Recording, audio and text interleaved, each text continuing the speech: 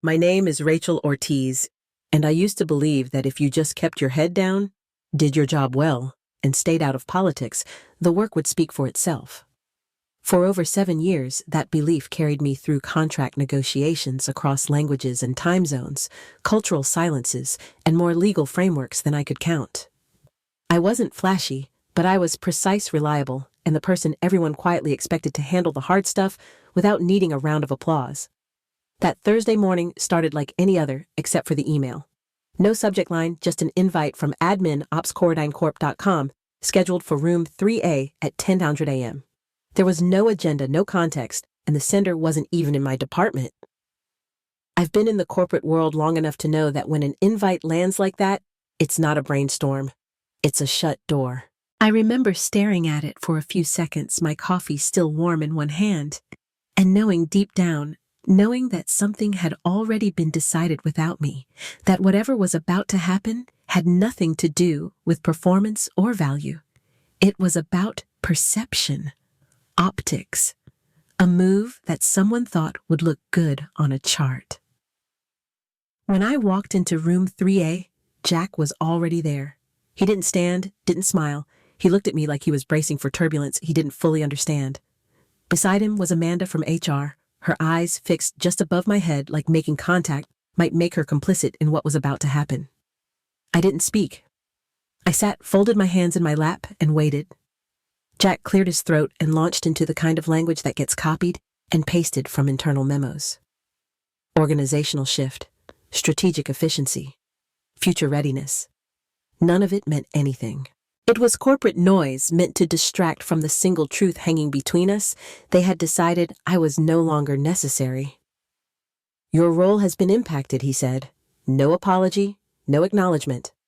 No mention of the $27.4 million contract I had finalized 2 days earlier with a Gulf-based logistics conglomerate. I glanced at Amanda. Her expression didn't shift. She slid an envelope across the table with the caution of someone placing a note on a grave. I picked it up, didn't open it. I already knew what it said. The words were mechanical, stripped of humanity. I wasn't thanked for negotiating across cultural barriers, for flying overnight to attend a last-minute arbitration in Dubai, or for the endless hours spent ensuring no one else had to scramble over language gaps I quietly bridged. They didn't even ask who would field the Monday call with the Riyadh delegation, the one I had built a relationship with over 5 years of careful, silent trust. Jack looked down at his hands, tapping a pen that didn't have anything to write. I stood, smoothing the back of my blazer, and looked at him for a long second. He avoided my eyes, just like he always did when he didn't want to admit he didn't understand what I actually did. Good luck, he offered, as though I were the one taking a risk. Likewise, I said, and left. Not because I was broken, because I knew I had just watched a company bleed out and call it progress. There was no noise in the hallway as I walked back to my desk, just the quiet sound of people pretending not to notice. I packed my things in silence, one folder at a time, leaving behind nothing that wasn't already mine. The exit interview never came. No one asked what I would have needed to stay. That night, I didn't cry. I didn't scream. I went home, kicked off my heels, and started vacuuming. There's something almost meditative about cleaning the corners of your apartment when the rest of your life has just been swept out from under you. The envelope stayed sealed on my kitchen table for 3 days. I didn't need it to tell me what I already knew. I wasn't laid off because I failed. I was erased because they never saw me clearly to begin with. To them, I was a line item, a cost center, a row in a spreadsheet that someone needed to balance. But I knew better. I was the bridge, the buffer, the silent force keeping their global partnerships stable and their reputation intact. And now they had cut me loose, believing they had streamlined something. What they didn't realize was that they had just severed their last real anchor. And in time, they would feel that drift more than I ever could. There's a funny thing about doing work that matters when no one's watching. It becomes second nature to carry weight without acknowledgement, to build trust in places your colleagues don't even know exist. I didn't resent it at first. In fact, there was a strange pride in being the quiet expert, the one they looped in last minute, but counted on to fix what others had fumbled. Arabic was never on my resume as a bold headline. It was tucked quietly into the third line under skills sandwiched between negotiation and compliance strategy. They never asked how fluent I was or how long it took to get there. No one was curious about the time I spent immersed in Riyadh, absorbing the kind of cultural nuance no AI tool could replicate. They saw emails sent at odd hours and assumed I was just committed. They didn't know those hours matched up perfectly with my clients' waking lives in Doha and Abu Dhabi. The real work never made it to the dashboards. There were no graphs measuring how many fires I prevented by rewriting a clause in a contract or catching a translation slip before it became an international incident. No one ever praised me for crafting emails that didn't just say the right thing, but said it the right way, warm enough to build rapport, firm enough to maintain boundaries. I wasn't just translating language, I was translating intent, culture, and unspoken expectations. I knew how to say no without offense. I knew when to pause, when to follow up, when silence was the right move. My inbox was full of small, quiet victories. Approvals that had taken weeks to earn, responses that read like trust in motion. But to the people in glass offices, those were just emails. The fact that our Middle Eastern partners kept renewing deals without a hitch wasn't seen as a skill. It was seen as stability. And stability apparently is invisible when it works. I had footnotes in Arabic at the bottom of contracts that no one bothered to read. I included cultural disclaimers, not because anyone asked me to, but because I knew what could go wrong without them. Those details never made it into quarterly reports, but they were the reason deals didn't collapse mid-negotiation. And yet, when leadership reviewed performance, they looked at volume, not depth. They asked how many contracts I closed, not how many were at risk of imploding before I stepped in. They asked how many calls I joined, not how many I prevented from becoming conflicts. That's the irony of doing your job too well. People forget what it took. They assume the absence of noise means the work must be easy. It can be automated, restructured, and reassigned. They confuse silence with simplicity, and then they cut the person holding the thread, convinced the fabric would hold without it. I wasn't just a liaison. I was the one person who understood both the literal language and the cultural one. But no one asked me what I did. They just assumed it would keep getting done. There were nights I'd stay up until 3 a.m., not because someone asked me to, but because the conversation mattered. The timing wasn't mine to choose. When trust is a currency built across time zones, you don't clock out because the sun sets in your city. I learned the rhythm of Riyadh, the weekend hours of Dubai. The pause between messages that meant hesitation, not disinterest.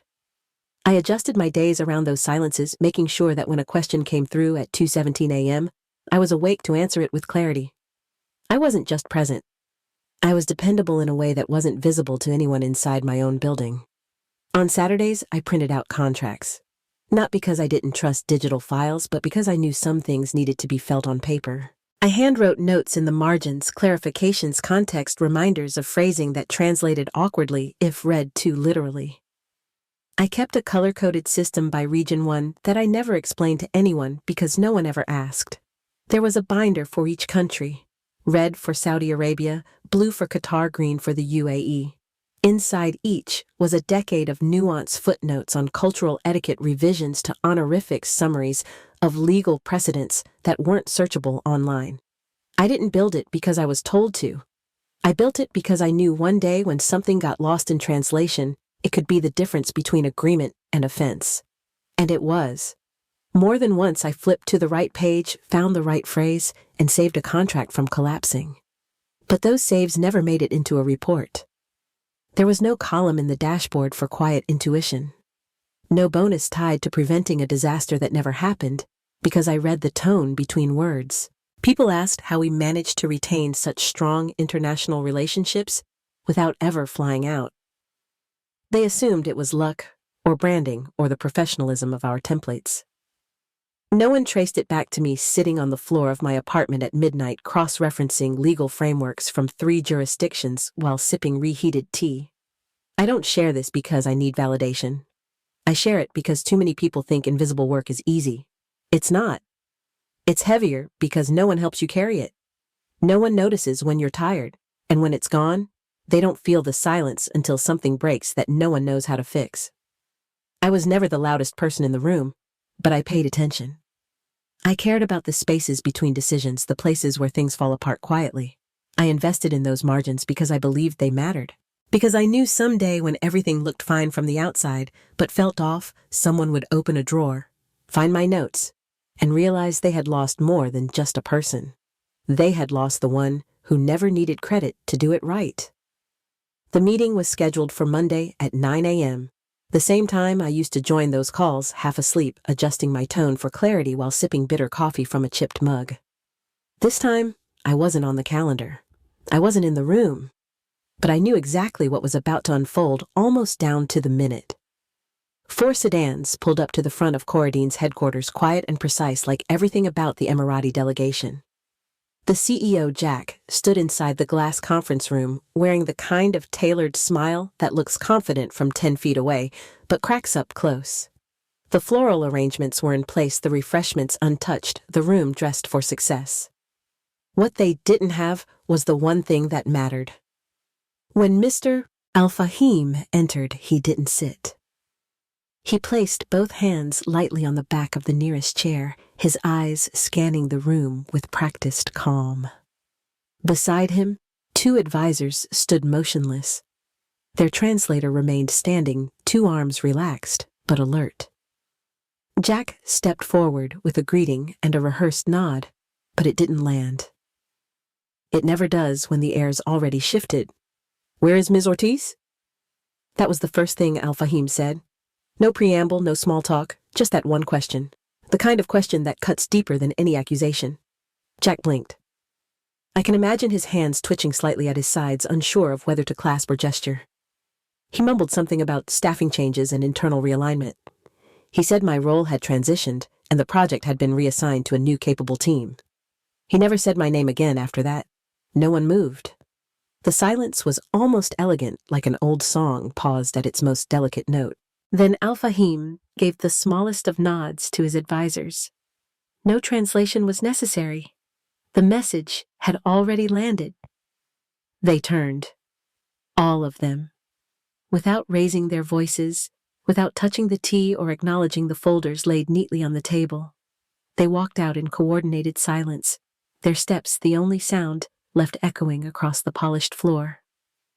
Jack stood frozen. Someone from marketing peeked around the corner and then quickly backed away. No one dared to ask what had just happened because they knew, even if they couldn't admit it. You don't lose $28 million in 10 minutes without feeling it in your bones. There was no shouting, no threats, just absence. Presence, then absence. And that absence said everything. They didn't walk out because of a mistake in the pitch deck or a formatting error on the agenda. They walked out because trust isn't transferable. Because relationships can't be reassigned to someone with the same title in a training manual. Because what I built with them wasn't a transaction. It was continuity.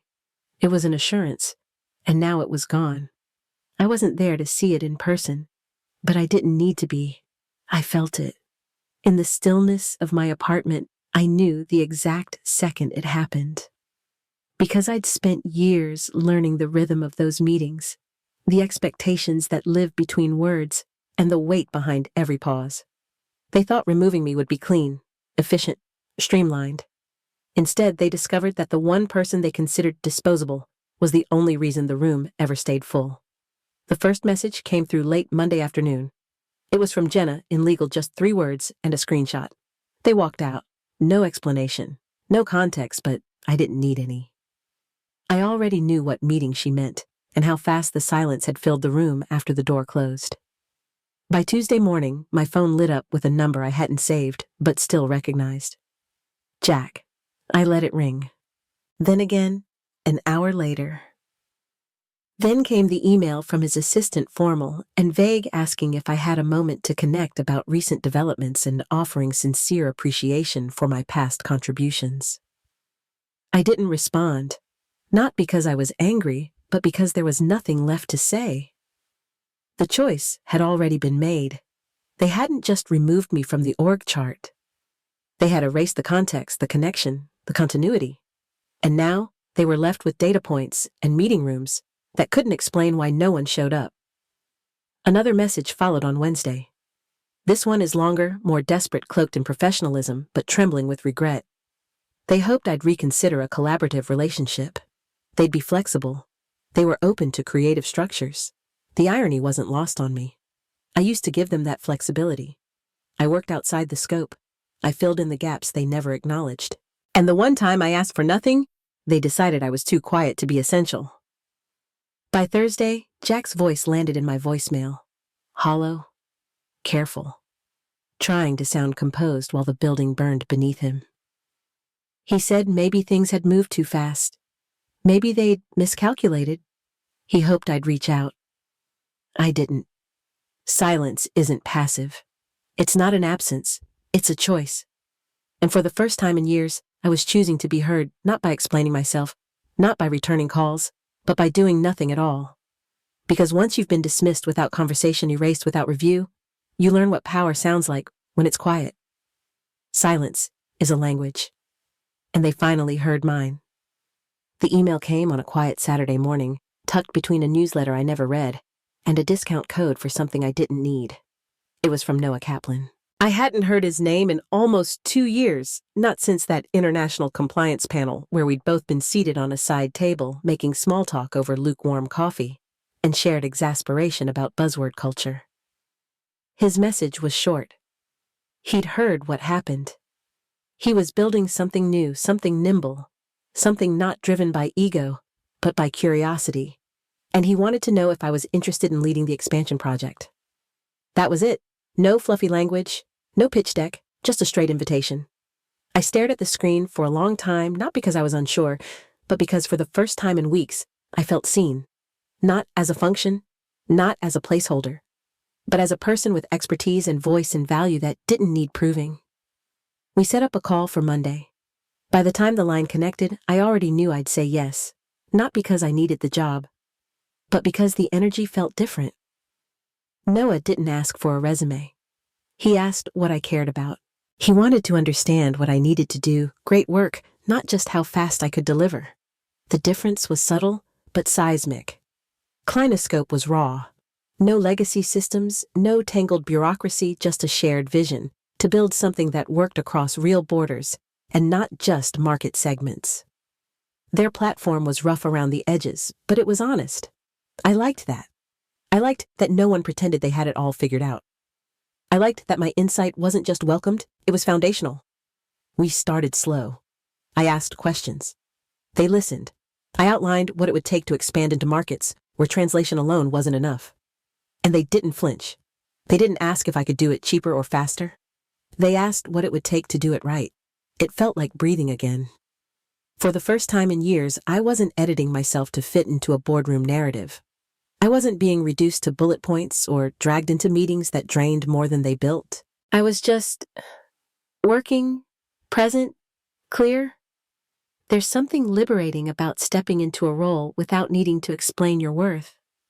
About building forward without the weight of proving you belong. I didn't need to reclaim anything. I was starting clean with people who saw me not as a symbol or a risk, but as a resource they couldn't fake or replace. Every day felt lighter, not easier, but freer. I wasn't waiting to be noticed. I was creating from a place where my insight shaped the path, not followed it. I wasn't navigating landmines of ego and politics. I was designing systems that worked because they were built with real people in mind, and slowly, without planning it, I started to feel like myself again. Not the version they cut, not the version that stayed quiet, but the one who knew exactly what she brought to the table, and finally had the room to own it. When Corradine finally asked me to return, they didn't use the word apology. They dressed it up in corporate language, strategic alignment opportunity for reintegration, valuable insight. But I didn't need an apology. I needed terms. Mine. I agreed to a consulting contract. Not because I missed the meetings or the hallway small talk, but because I knew exactly what they were missing and how expensive silence had become for them. I didn't offer them loyalty. I offered containment. The contract was clear. Twice the rate, limited scope, no reporting structure, no participation in internal meetings, and absolutely no mentoring of whoever they had brought in to replace me. My work would be delivered directly to the client team and only through secure, client-facing documentation. If they wanted me back, they would get the results, not the relationship. I didn't take the call from Jack. My lawyer did. I didn't walk back into the building. I had the agreement couriered, signed, sealed, and reviewed by an outside compliance firm, a firm whose name no one at Corradine recognized. That wasn't a coincidence. They accepted within 48 hours. I wasn't being difficult. I was being specific. The way they never were when they let me go. There would be no Slack invites, no standing updates, no casual drop-ins. I had no interest in pretending we were the same team that once sat across a long, polished table. This wasn't about revenge. It was about structure. It was about control. I wasn't stepping back into a system that once erased me. I was defining exactly how close they could stand and for how long. The contract had an end date. There would be no assumptions about continuity, no lingering expectations, just a professional boundary so clean it could double as a mirror. They saw it too. In the phrasing, in the rate, in the silence that followed their signature. I didn't return to fix what they broke. I showed them the cost of not knowing what I was worth. And this time, I didn't have to raise my voice or explain my value. I just wrote it down clause by clause on paper they couldn't ignore. Months after everything unraveled, Corradine submitted a proposal to a new international client. No one from my team was copied. No names were attached to the submission. Just deliverables, timelines, and a polished logo stretched across 5 tidy slides. It was sleek, it was safe, and it was ignored. The response came back 2 days later. Short, direct. We appreciate the submission. However, we do not proceed without cultural assurance. That was all it said, but I knew exactly what it meant. That phrase was more than a requirement, it was a mirror. They had sent a proposal with numbers but no presence, tasks but no voice. And what they learned in the quiet aftermath was something I had always understood: relationships can't be white-labeled. You can't anonymize trust. You can't cut a name and expect the meaning to stay intact. What they lost wasn't just access. It was credibility. In a region where honor weighs more than efficiency, where tone matters more than speed, they had underestimated how personal business really is. And I was the person who made it personal. Carefully, consistently. Meanwhile, I was moving in another direction. Noah had brought me deeper into Clinoscope's expansion plans. I was no longer just advising. I was leading. I had full authorship over the systems we were building to serve multilingual clients with cross-border legal needs. Not just as a translator, but as a strategist who understood that nuance was more than language. It was trust in action. Clients didn't ask if I was qualified. They asked if I was available. I no longer send cold introductions. My name arrived before me, referenced in conversations, CC'd on requests, highlighted in contracts that didn't close without confirmation that I was part of the equation. I didn't advertise this shift. I didn't post about it. I just did the work. Over time, something changed in the way people spoke about me. My name became a signal, a quiet guarantee that the work would get done right, not just fast. That the risks would be understood before they became headlines. That no one would have to explain what mattered twice. I didn't set out to become irreplaceable. I just refused to be reduced. Every relationship I built, every contract I safeguarded, every cultural detail I protected became a layer. One they couldn't replicate when I was gone. One they couldn't teach in onboarding or recover in a crisis. Eventually, I heard through another client that Corradine had tried to back-channel their way into a renewal. They sent over a refreshed proposal. Different font, brighter tone, still no name. The response was shorter this time. We require more than scope. We require relationship continuity. They didn't say it out loud, but it was clear. They weren't asking for a product. They were asking for me. And I wasn't available. That's the part no one prepares you for. The moment when your absence speaks louder than your resume ever did.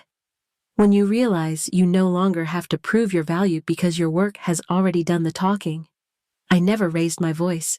I never called anyone out. I didn't need to. Because when trust is your currency, silence becomes a signal. And reputation moves faster than any press release.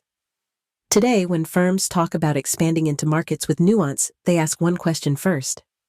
Who's handling the relationship? And more often than not, my name is the answer.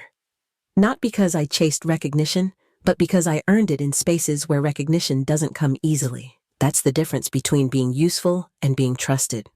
One gets you tasks, the other gets you chosen. I've built a space now where I don't compete for seats at tables I help design. I shape the terms. I bring my own. And when someone tries to cut corners or skip the quiet work, I don't step in to rescue them. I let the silence answer for me, because trust isn't transferable, and some names once earned don't need to be repeated. They're remembered, respected, and in rooms I no longer need to re-enter, they still speak mine with care.